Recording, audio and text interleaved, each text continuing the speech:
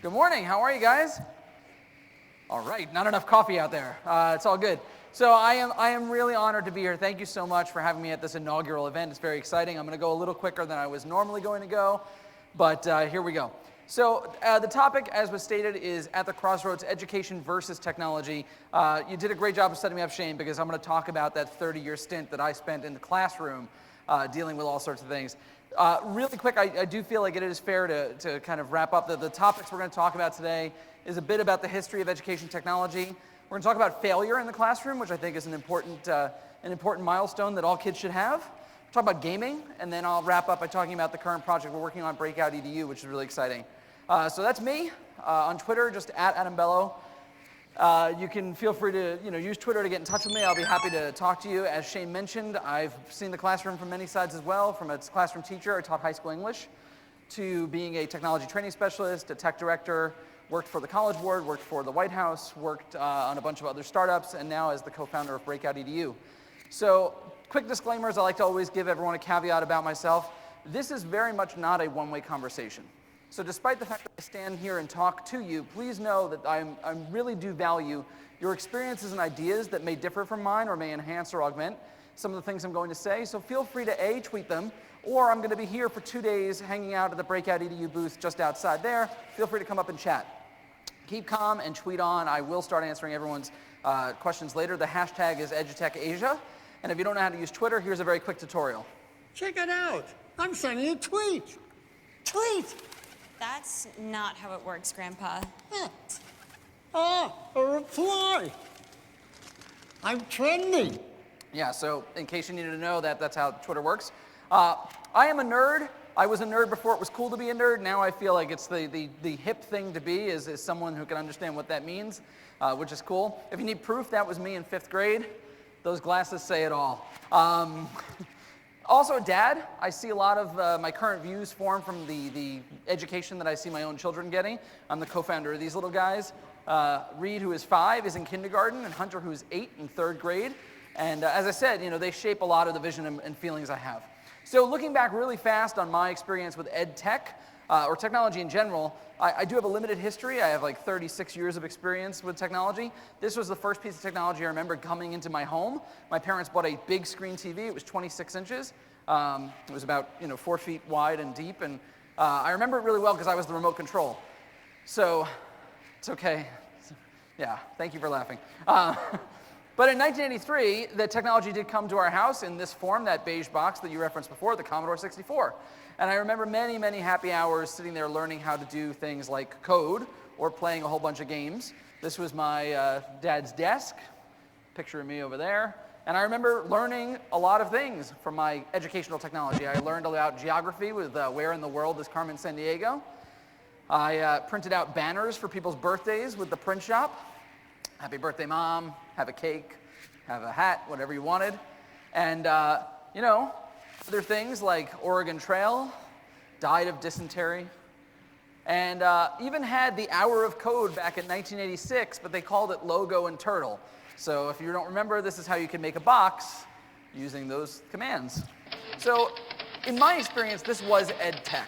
I just enjoy that sound. I try to explain to my children that I used to have to print things and rip off the sides of the paper, which is kind of inexplicable to them at the moment. But in the classroom, we've seen technology take hold too, and it was always pitched to me when I was a teacher as it being a game changer. But replacing technology with tools that you had before is not necessarily the game changer. And I've seen that firsthand. When I was working in schools, a lot of focus was brought in to buy things that were large and put up in the front of the classroom.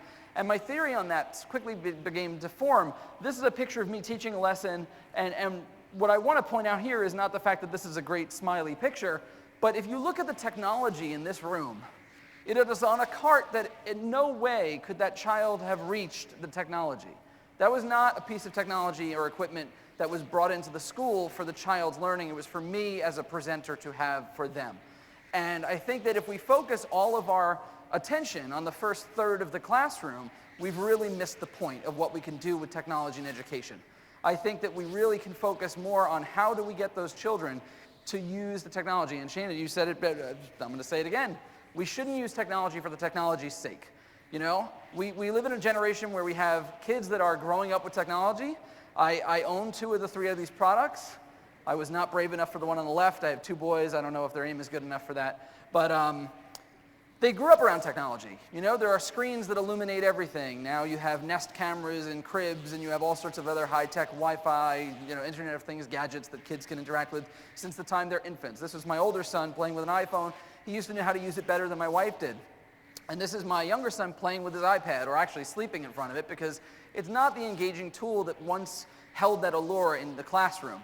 I remember when this was the most exciting thing, when I whipped out the interactive whiteboard and I had the kids drag it into the cyclones, and this was really exciting. But now, not so much. Now, not so much, because they have technology that is 10 times better than that and more customizable in their pockets. And I want to point out, this is a new interactive whiteboard. They're available at any local store. They're about $4.99. You can have multi-touch users. It's pretty amazing. And it's not to say that technology is bad. It's just to say that we have to look at things in a different light. A lot of the failed initiatives with technology start with a question of, what do I buy? What is the list of things I need to buy to make my school high-tech? And to make this more geocentric, there you go. So my school district that I live in bought, originally they were buying amplified tablets, so there's a great segue, thank you. So they were buying these tablets because they had curriculum for teachers. They didn't have to really do much except turn them on, which was really great. Except when the company went out of business, they were forced to reevaluate. And so they rushed into a decision of saying, what do I buy? And what they wound up buying was Chromebooks, which are great devices, low cost, very nice. But they called me one day and they said, all I see is this little dinosaur. There's nothing I can do on these machines. And the reason being is because they didn't have the Wi-Fi infrastructure in each of the classrooms to be able to get onto the internet. So you have now $200 laptops or $300 laptops of these Chromebooks that are great, but they can't do anything. And I said, well, there's one thing you could do. You could just hit spacebar. So you could just, for anyone that's found this on Chrome, super awesome. Don't get me wrong, we really need technology. We need devices. I am a gadget fiend. But the question is not about which is the best device. The idea is to know that the best device is anything at all that will enable our students and empower them to change the world, to know the fact that they can create and share, and that's really what I think is amazing. Technology has changed everything. We know technology has reinvented everything from the library to the mail to any sort of Blockbuster video or bookstore or, you know, streaming services. This used to be hanging out with your friends. Now you just go on the computer and hang out with your friends that way. Maps, that's the one thing I do not miss about technology. I think that this was a great innovation there. And then installing software. I do remember those fond days of putting 10 disks in a row and just updating the new Windows 95 or Word 95. Now we just have Google Drive. Occasionally they change everything on us and confuses me for 5 minutes, but that's okay. I'll take it with that grain of salt. The one thing I want to stress, though, is all this education technology. When you look at technology, it cannot be duplicative of what we use in the classroom. Technology can very easily replace classroom practice with bad practice. Now, one of the other trends we have, this is like the exciting part about technology, is that we are bringing this nerdy culture back. The culture of the maker movement. And I was excited to see that there's a big maker space here and a presence that's talking about these different toys and tools. And I think that that's the difference, is seeing a toy, quote unquote, that's marketed as a toy, as a tool.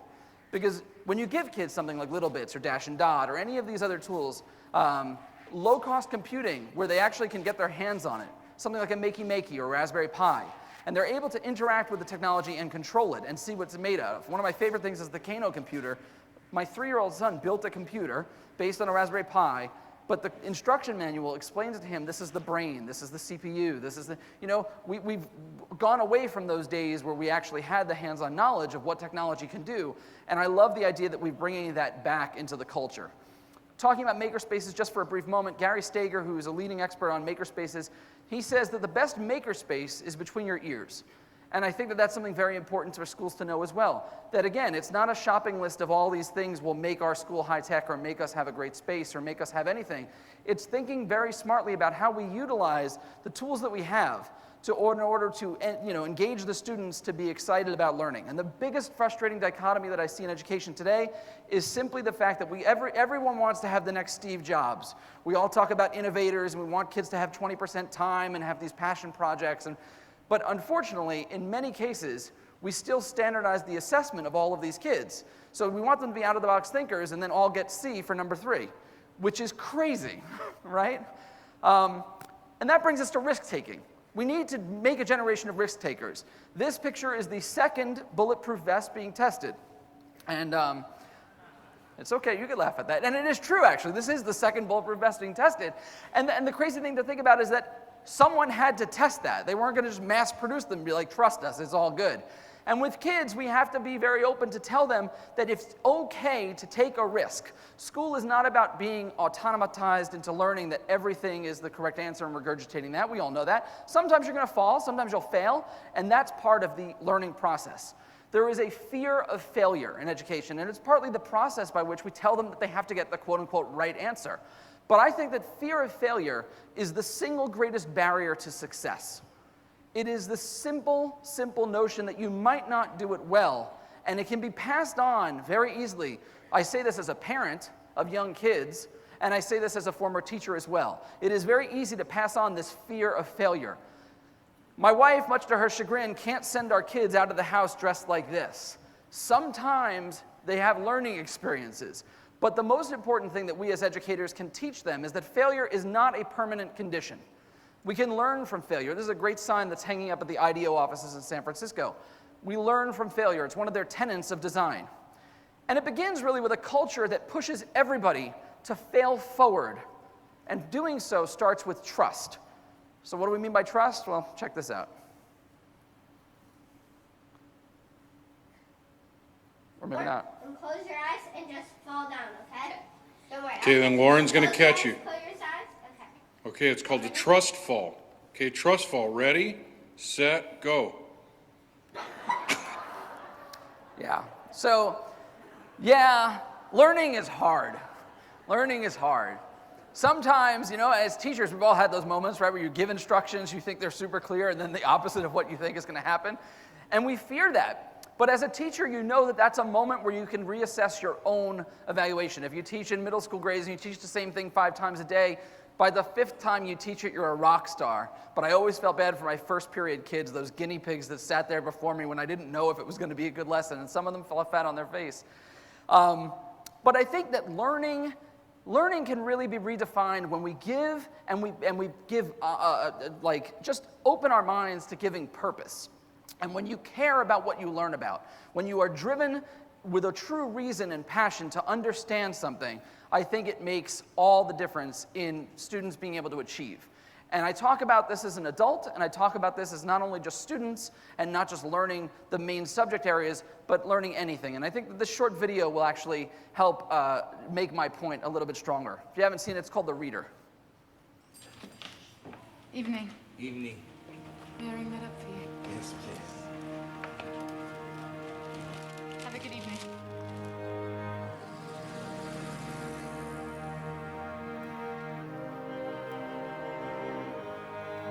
Repeat after me. A. A.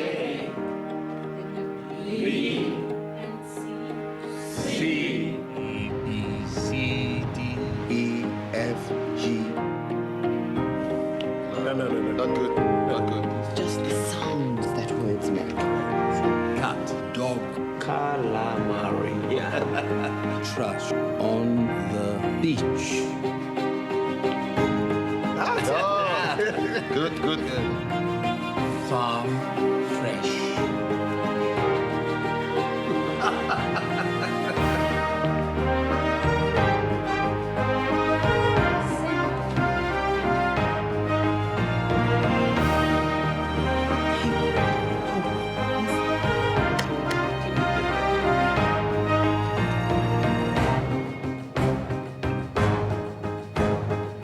My son and I mowed the grass. That's a gold star. Unbelievable.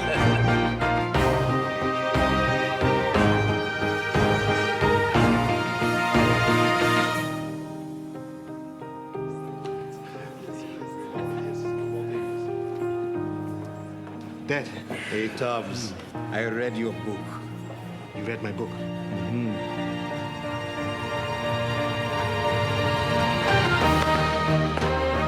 Barman, give that man a balance.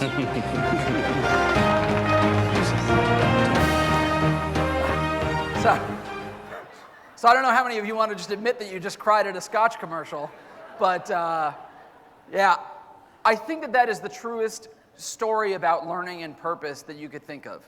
And in truth, students that are motivated to do learning because they are motivated from an intrinsic value is very different from us saying, today we're going to learn this because I say so.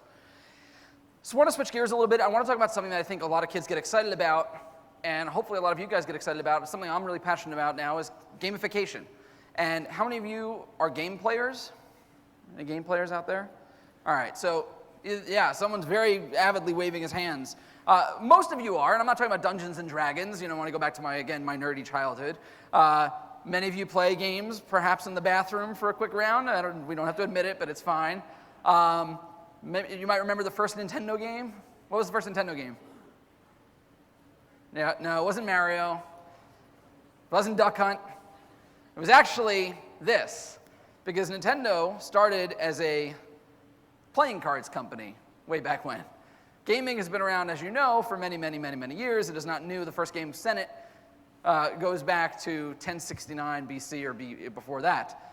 Games have been in our culture for a long time. I spent many a happy hour as a child, and I spend many, many happy hours as a parent playing these games with my kids. My son was a born video gamer. This is us playing Rock Band when he was 6 months old. Did my backup vocals.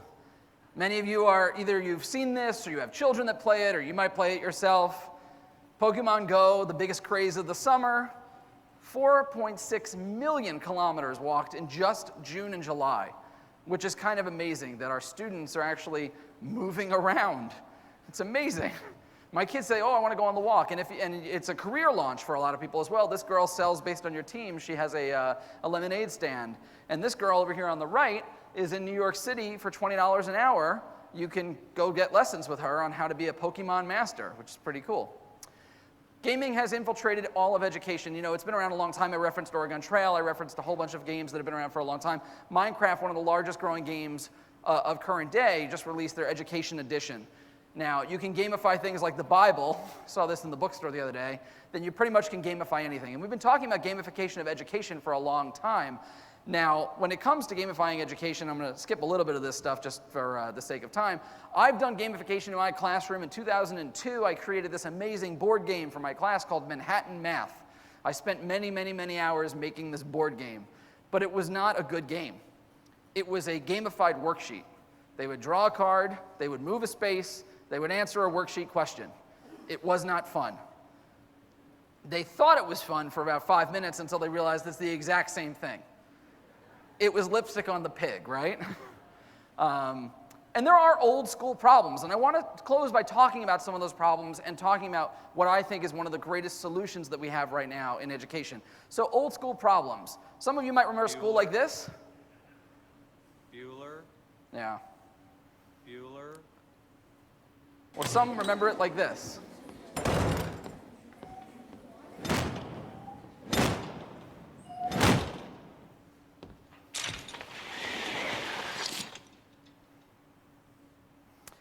And that, unfortunately, is still a reality. You might be saying to yourself, well, that's just in the movies, right? This is not real life.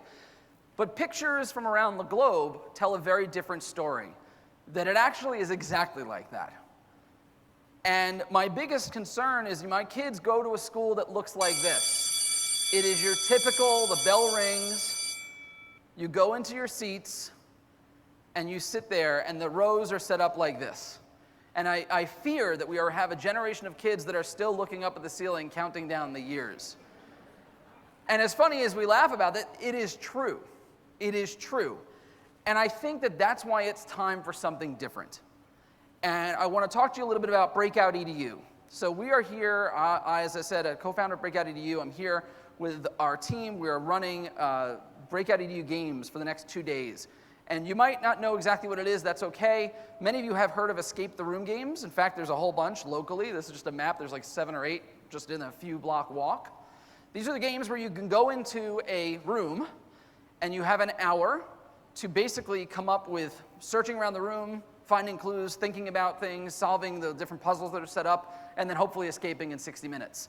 So the concept Breakout EDU was born after going to an escape room and seeing how hard kids would work on really, really tough problems and critical thinking and communication and all these things that in classrooms they just don't do. So the idea was to create this immersive learning company, and at first, all right, we're going to lock kids in the classroom. We realized, no, you really can't lock kids in the classroom. That's probably not, again, it's against the law. So instead, the product was born as a locked box.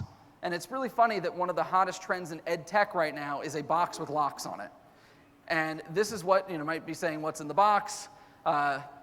What's in the box is a series of lockable objects, an invisible ink pen, and some certain objects that will allow you to set up a game that you can run in your classroom. There's 250 free games on the site. Once you buy a box, you have access to all these games. And teachers set up the games, and you get classrooms that look like this. This is a photo I took when I went into my son's second grade class to run a game with them. Kids don't usually look like this in classrooms.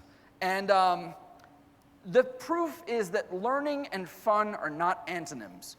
The idea that fun is inherent to learning. And there's also the 4 C's, those quote-unquote soft skills: collaboration, creativity, communication, and critical thinking. They happen innately. I'm going to cut these kids off, but these are people that have made their own videos about what Breakout EDU is like. I'll just show you this last one over here. Kids getting excited, jumping up and down, trying to solve really hard problems. And the ideas that I want to stress just for the last moment or two is that failure, the idea that being comfortable with trying something and failing, is inherent. Because every time that a kid goes to a lock and puts in the wrong combination and tries it, they are being told that they got it wrong. And yet they are driven to try again. You might fail 100 times in 30 minutes, but the drive is still there, the intrinsic drive to get out. Respecting failure allows us to embrace this curiosity. And I think that that's one of the core values of what we're doing here. The other thing is seat time. My kid sits in a classroom for 8 hours a day and does not move. They run them around for 15 minutes like horses at recess, but that's it.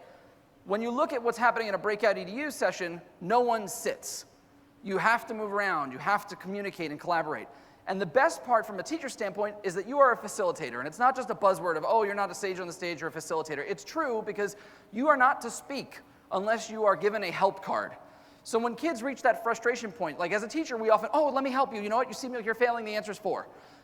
Here, you can't speak unless someone says, you know what? We really are stuck. We're at a point where we're at that real true frustration point, help us out. And so they could give it a hint card, and teachers are able to give them the answer, or rather not the answer, but a hint that would bring them closer to figuring it out. There's a lot of freedom. And what I love about being involved in this project is that teachers are super excited to have freedom. And the freedom is the fact that they realize that the classroom can be fun again. That it can be fun. It has nothing to do with the fact that, there's these locked boxes. These are pictures just the last month of people posting things on Twitter. Again, unsolicited, just taking pictures of kids doing real fun work, which is kind of amazing for us to see. This is really what we think learning can be about again. The last part, and this is exciting to announce because this is brand new, no one has seen this, is we are launching these cards that go along with it to complete the learning cycle. So you would do a game, then you would drag a card out from the box, and the cards have questions that you go around and would talk about what was going on in the game, how your team helped you, and think about the critical thinking and the collaboration that went on during it. We're announcing that you can pre-order a kit today in Singapore and all of Asia using the link breakoutedu.com/edutech. We'll be shipping here in early 2017. And please come play a game called Time Warp with us out in the floor. The bottom line about all of this, it's not about the technology as technology itself. It is about us. It's about educators that make the difference. And the biggest thing I want you to remember is that we must realize that the students are not in our classrooms, but we're in theirs. So, hope you have a wonderful, wonderful conference. Thank you so much for having me. See you later. Thank you.